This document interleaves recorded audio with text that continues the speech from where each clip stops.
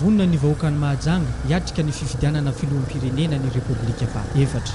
Vonina mihitsy izay vahoaka eto Mahajanga hividy amin'ny sitrapo hialan'ny krizy.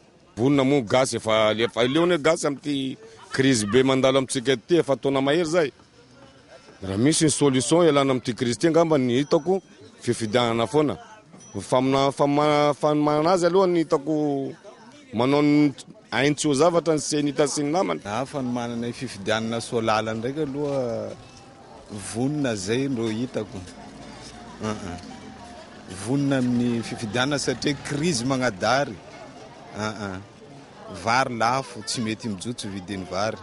Président Mbandry ndraiky ity zany efa zireny mahita fijaliana vahoaka tanora tsy anasa le mba mijery amin'ny vahoaka zany. Mba hitazona tany teneny zany izy tompony vagana. Fampandrosoana tanteraka amin'ny Madagasikara amaha olana ty krizy be ity zany hitondra le fandriam-pahalemana anatanteraka antsakasy andava ny problème mampaolony gasy mampahatra ny gasy amin'izao fotoana zao.